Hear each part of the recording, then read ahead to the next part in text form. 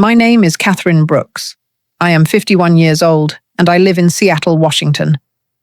On the surface, I look like a woman who has it all figured out, a successful restaurant owner, a proud mother of 2 grown children, and someone who has survived the hardest storms life could throw. But what people don't know is that behind every smile I wear, there are scars that never truly heal.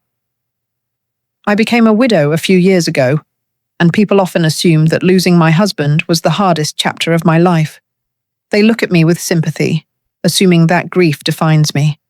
But the truth is, long before he passed away, my world had already been torn apart. His death didn't shatter me.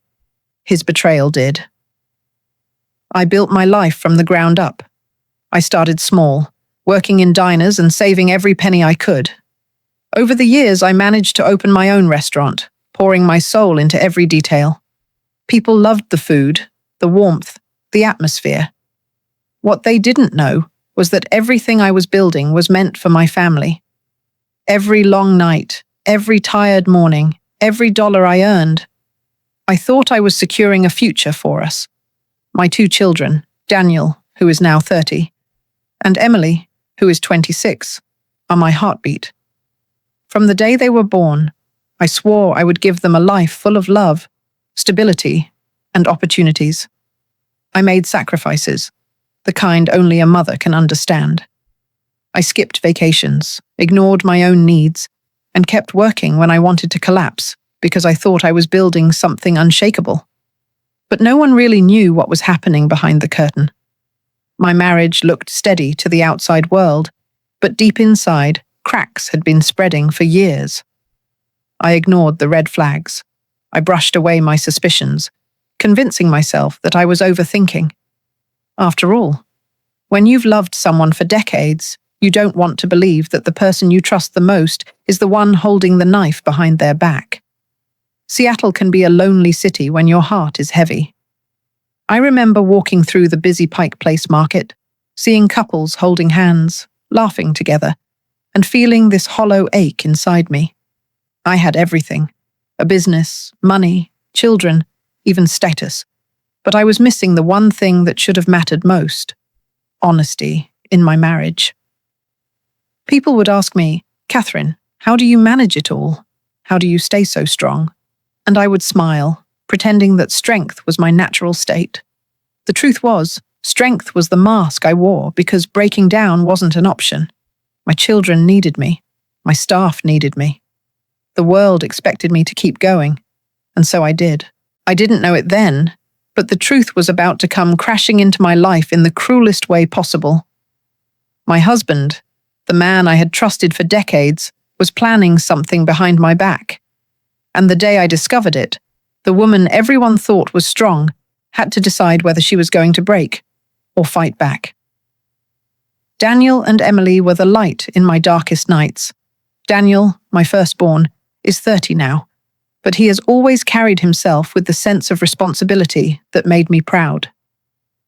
When his father wasn't around, Daniel often stepped in to help me with things around the house, fixing broken chairs, carrying heavy boxes for the restaurant, or just being a steady shoulder when I needed to cry quietly. Emily, my youngest, was always my dreamer. At 26, she still carries that spark in her eyes, the kind of hope and innocence I had lost long ago. She would stay up late with me, sitting across the kitchen table, scribbling ideas for new menu items while I balanced the books. Her laughter could break through the hardest of my days. Together, they gave me a reason to keep moving. I knew I wasn't just building a business. I was building a foundation for their futures.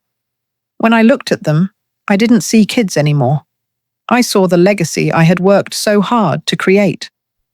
Our family dinners were sacred, at least for me. I used to set the table with care, making sure their favorite dishes were served, even if I'd had the longest day at work. It was the one time we could all sit together, talk, laugh, and feel like a family. But in those moments, there was always an absence I could feel, even if I didn't admit it aloud. Their father. He had started pulling away years before, always with excuses, work meetings, late nights at the office, sudden trips. I told myself it was normal, that marriages go through phases. But Daniel noticed it. He once asked me, "Mum, is Dad okay? He never seems to be here anymore."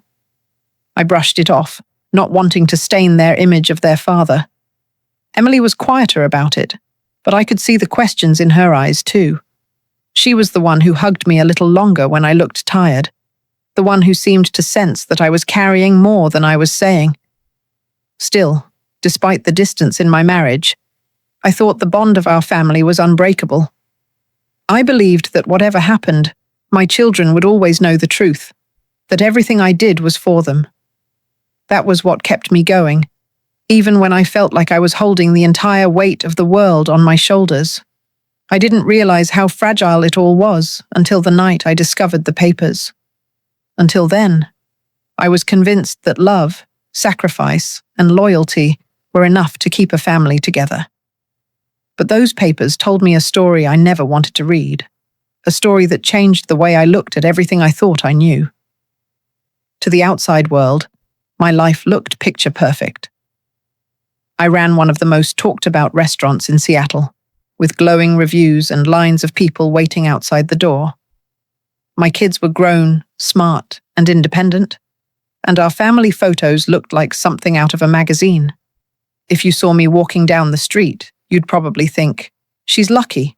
She has it all." But perfection is a mask, and I wore it so well that even I sometimes forgot how heavy it was.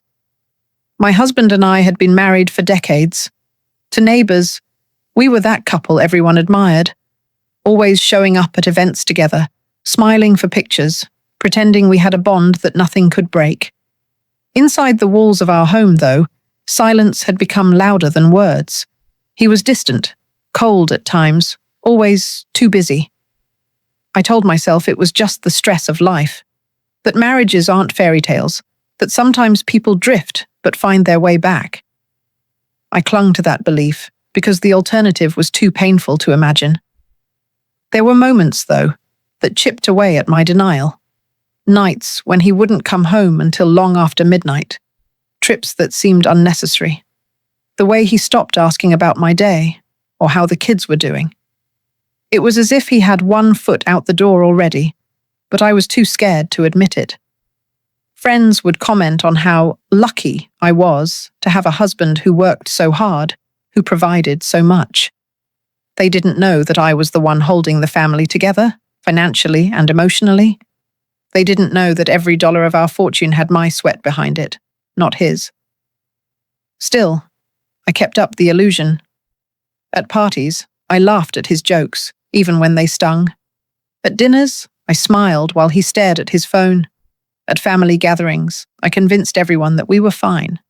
I wanted to believe it myself. But deep down, I knew something was wrong. I just didn't know how wrong. Until the truth smacked me in the face one night, and everything I thought was perfect shattered like glass. It was late on a Thursday night. The restaurant had closed, the staff had gone home, and I was sitting at my desk, sorting through bills and paperwork. That's when I noticed a folder tucked away in the corner of my husband's drawer. Something about it caught my attention. I shouldn't have opened it, but curiosity and unease pushed me.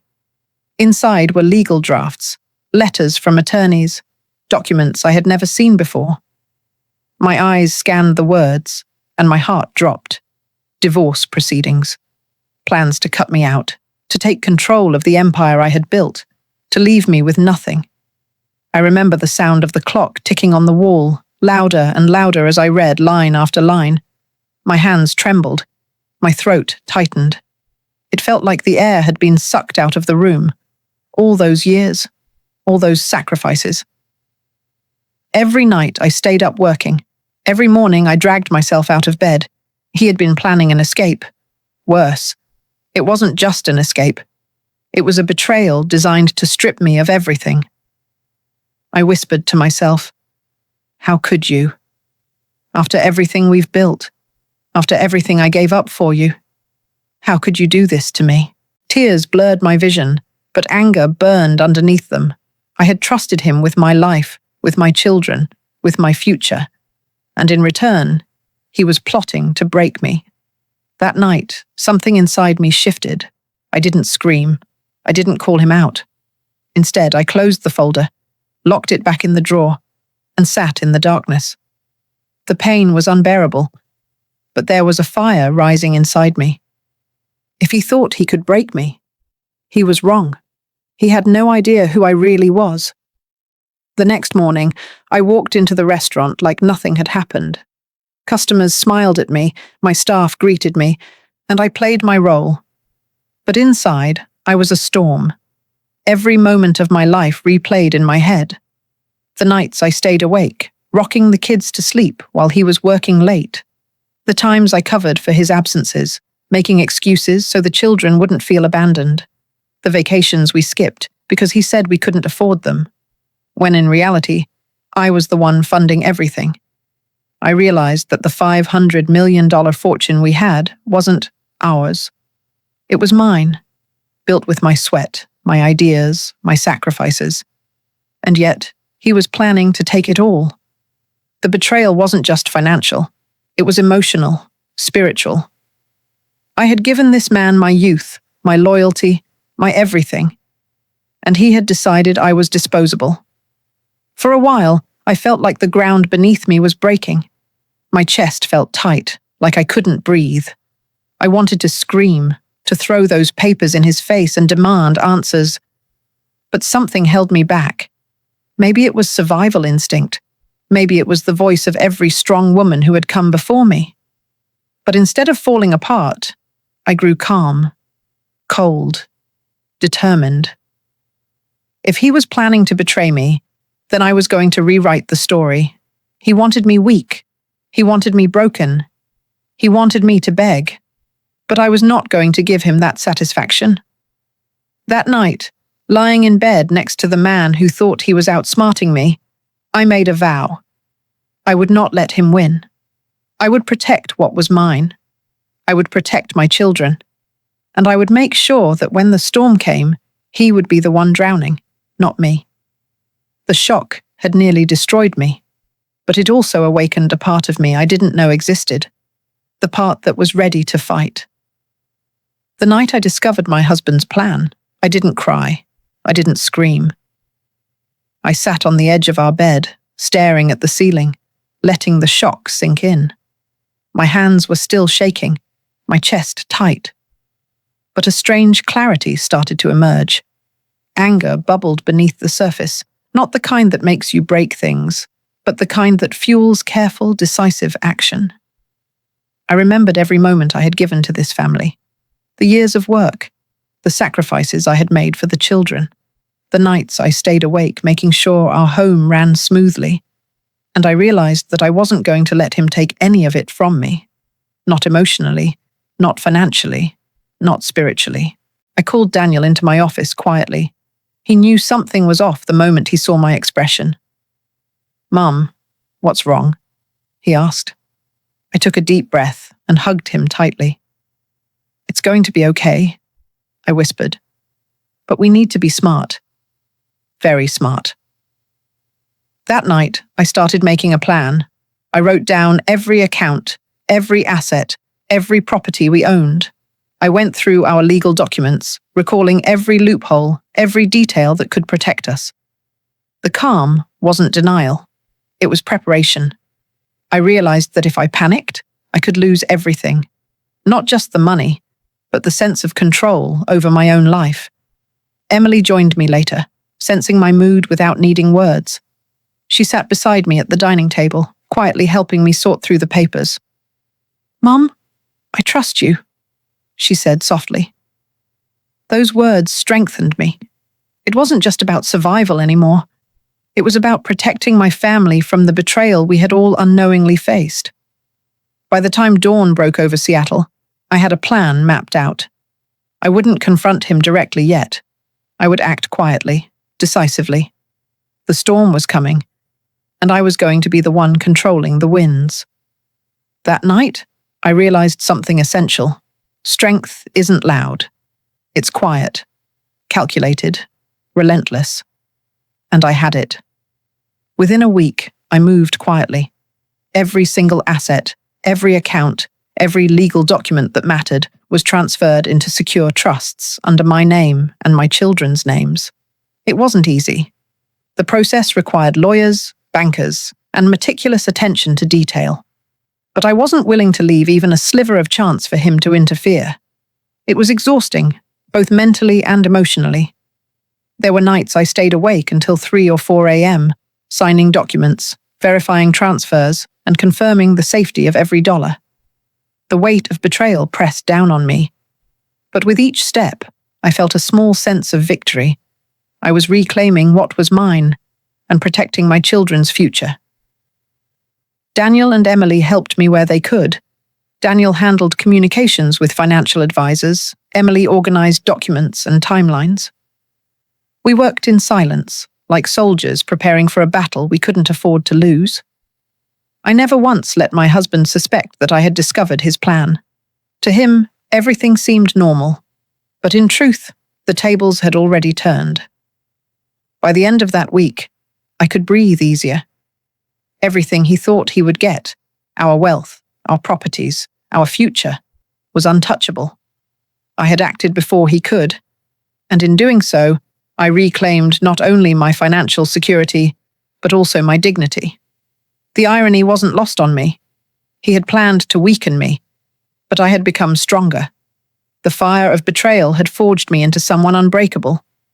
I realized in that week that courage isn't about confronting someone immediately. It's about acting wisely, ensuring that your next moves are your own. It happened a few days later. My husband finally decided to confront me. He must have thought I was unaware, weak, or easily manipulated. He came into the house, his face a mix of frustration and arrogance, expecting an easy victory. "Katherine," he said, trying to sound casual, "we need to talk. I've decided we should get a divorce." I didn't flinch. I sipped my coffee slowly, looked him straight in the eyes, and said, "Divorce? Darling, I think you're a little late." He blinked.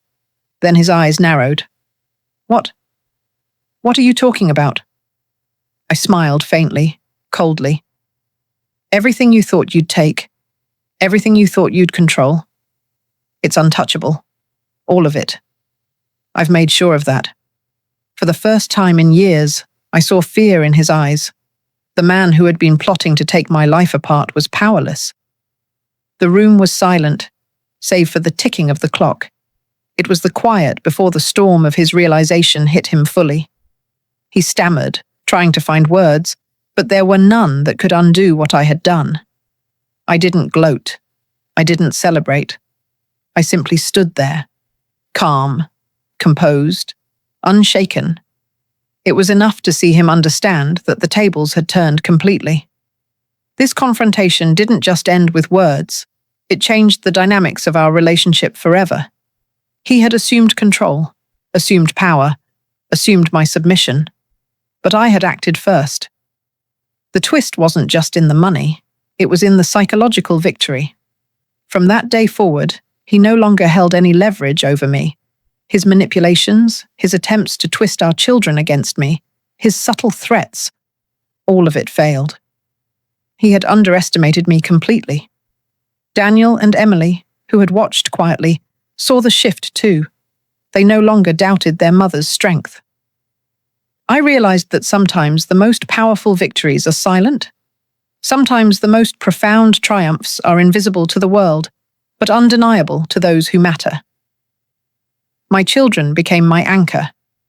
Daniel, ever practical, helped me review legal documents and ensured every transaction was watertight. Emily, with her intuition, helped me anticipate moves my husband might try. Together, we became a team, one bound not by blood alone, but by shared purpose and trust. There were moments of doubt, of worry. Daniel asked, "Mum, are you sure we're doing the right thing?" I looked at him and said, "Yes. This is our life. This is our family. And I will protect it at any cost." Emily, meanwhile, reminded me of the emotional side. "Mum, don't forget to take care of yourself." "This is heavy, but we've got you." Their support was invaluable. They were not just witnesses. They were participants in reclaiming our future. By the time the dust settled, I realized that the betrayal had unexpectedly strengthened our bond. My children didn't just stand by me, they grew with me through this crisis. And in that, I found a profound sense of pride and reassurance. Our family was stronger than any one person's betrayal. After the confrontation and securing our assets, life didn't immediately feel lighter. The emotional fallout was heavy, and for the first time, I had to confront the full weight of betrayal. Even though I had protected myself and my children financially, the emotional scars were still raw. The late nights of staring at the ceiling, replaying memories of trust and love, left me restless. Every quiet moment in our Seattle home reminded me of what had been lost. Neighbors and friends, unaware of the depth of the betrayal, continued to greet me with polite smiles. I often found myself smiling back, hiding the turbulence inside. My husband, who had underestimated me so thoroughly, still walked around as if nothing had changed. The irony stung. But I didn't need recognition from him or the world. I had my children and the knowledge that I had done the right thing. Sometimes I caught myself reliving the past.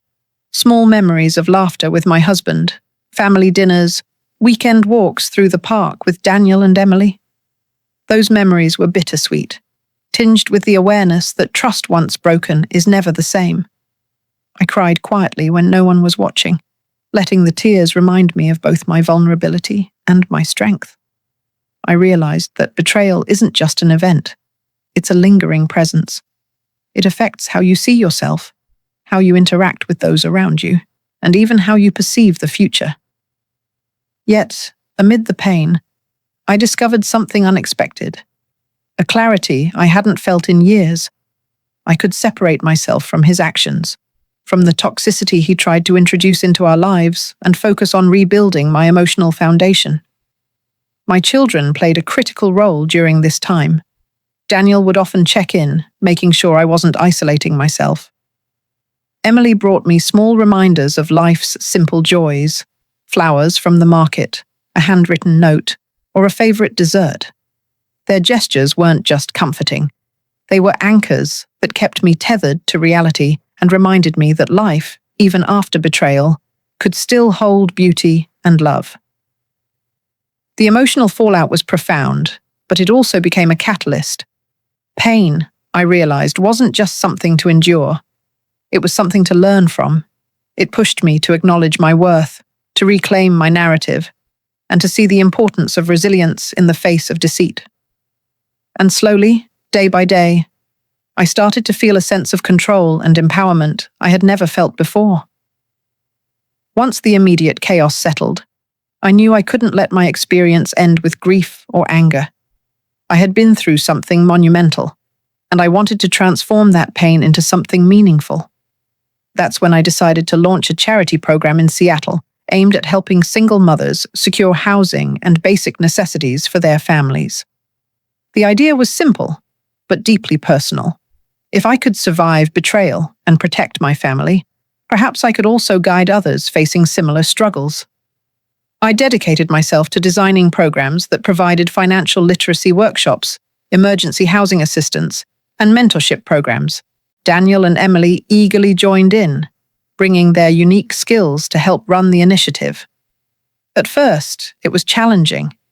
There were endless details to manage, budgets, legal compliance, logistics, but the emotional reward was immense. Meeting women who had suffered heartbreak, abandonment, or financial insecurity reminded me why this mattered. I saw their relief, their cautious smiles, and their growing confidence. It was a small but tangible impact, a way to ensure that our pain could serve a higher purpose. I realized something powerful through this work. Pain becomes meaningful when it helps others.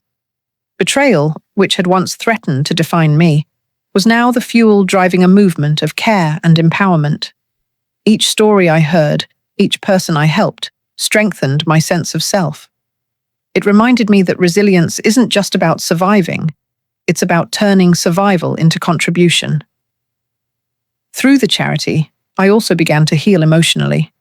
My mind, once consumed by fear and anger, found focus in helping others.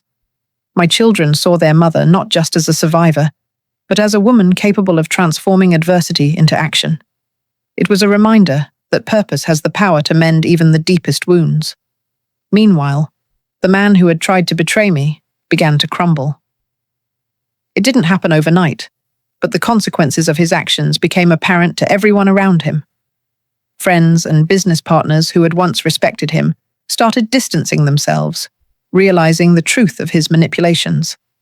The public perception of his character shifted, and the weight of his failed plans became inescapable. I never sought revenge. My only focus was protecting myself and my family. Yet justice had a way of following through naturally. He faced legal setbacks, financial complications, and social ostracism. The man who had planned to take everything from me found himself isolated, powerless, and exposed. Watching his downfall wasn't about satisfaction, it was confirmation. Confirmation that deceit carries its own consequences, that manipulation eventually collapses under the weight of truth. For my children and me, it served as a lesson.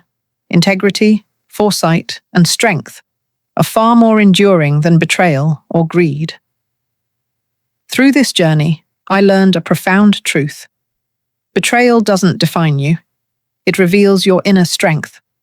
The fire that comes from deceit can either burn you or forge you into someone stronger than you ever imagined. Life tested me, and I emerged not broken, but empowered.